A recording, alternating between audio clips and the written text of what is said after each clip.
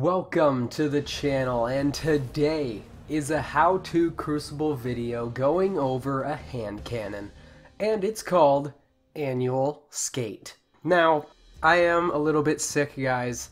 I have been a little bit sick for a couple of days now. That's why I didn't make all videos last week, because I just could not talk, you know. I couldn't actually make the video. I could play, I could get the data, I just could not make the video. I'm still a little bit sick now, so I may have some pauses here and then to regain myself. But this gun is a Suros hand cannon. I got it from Shax. He told me this was the best he had. The damn liar. I want that sword on his back. But he keeps telling me it's not very good. Shax, I want to pink slip you in the Crucible for that sword. I will offer you my Mida. You win, you get my Mida multi-tool. I win, I get the sword. Deal? I just made a deal with a fictional character that is programmed to say words. Yeesh. But to my general opinion, before we get into the nitty-gritty details. First of all, hand cannons, in my opinion, have been taken down to a level of injustice. They are not as powerful as they were in Destiny 1. They lack power. The weapon is called a hand cannon. There is no hand cannon about it. But this gun was pretty fun to play with. 20 matches went by like a breeze, and only got really mad a couple of times, but that was due to the lack of not being able to run away from a ground-pounding titan. But I don't think right now that this gun has what it takes to be the best gun in the game. I don't think it has it.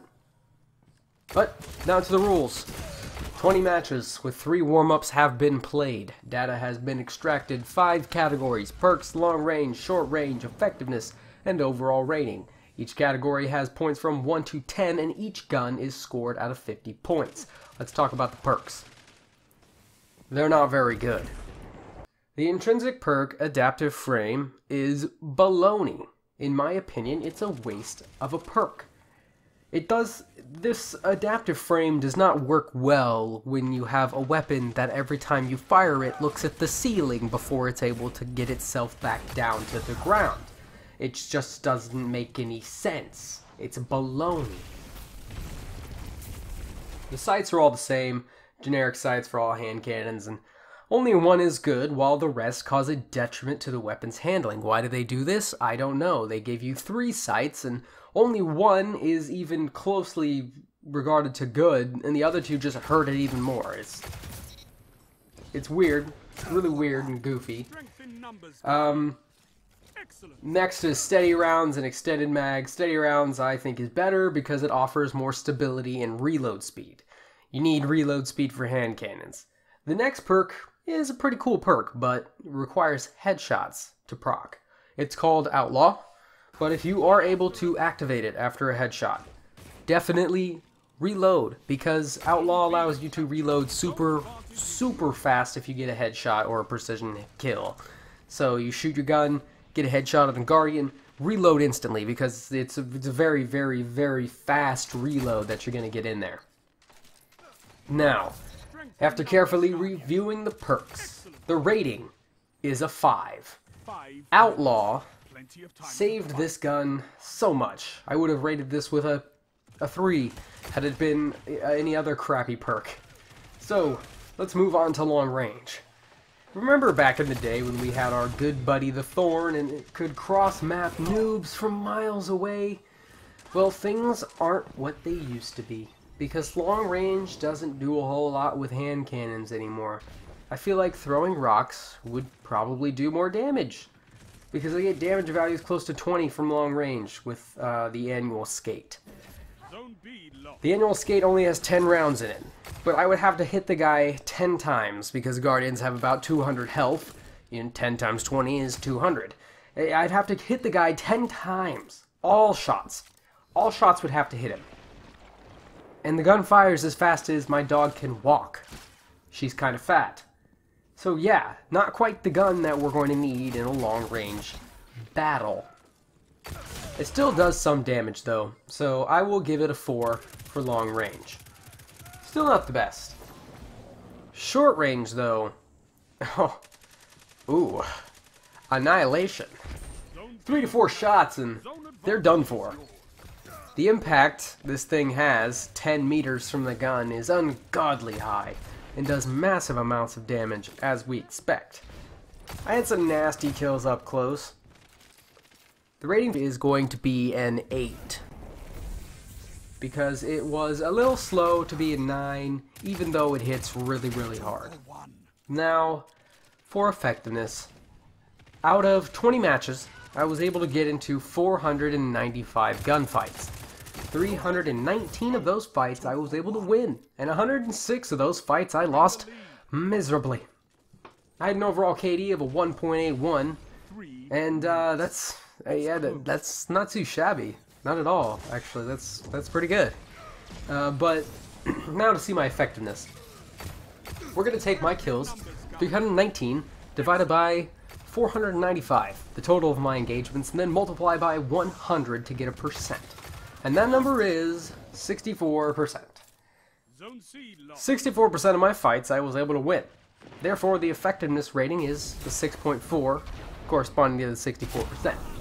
Now, to get the overall rating, we are going to add all the numbers up. So 5 from perks, 4 from long range, 8 from short range, and 6.4 from effectiveness.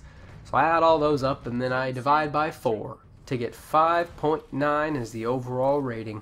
Now, we can add up all those numbers to get the grand total of 29.8 out of 50. A solid score for this hand cannon. Now, shall we rank it? It does take the number 1 spot in the hand cannon section because it is the first one I have reviewed so far.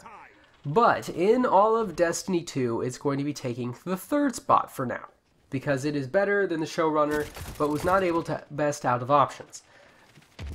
There you have it. The gun was picked apart and thrown into the grinder, and it came out 3rd. Thank you guys for watching this video. So a quick notification. So as you know, out of options and the Showrunner were given different classifications, different categories, what have you. They were given the recoil category and just the overall range category. That's going to change. So once I get around 25 weapons, 20 weapons. Once I get around 20 weapons, I think I'm going to do just a update video and go over out of options and the Showrunner again. I might run through, play a couple more games with those, maybe 10 games apiece. Just to get down short range and long range instead, so that we do fix these weapons. So as of right now, these weapons have quite a high number, but I think that's due to the fact of recoil being different in its aspect.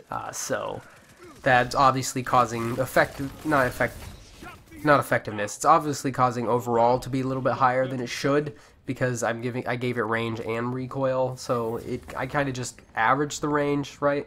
So that's the quick announcement. Those 2 weapons, the Showrunner and out of options, they're going to get a different overall number because obviously they're high and these guns are not very good. So thank you guys for watching this video. I hope you guys enjoyed. If you did, go ahead and hit the like button. And if you'd like to see more videos from me, go ahead and hit the subscribe button. And I'll see you later.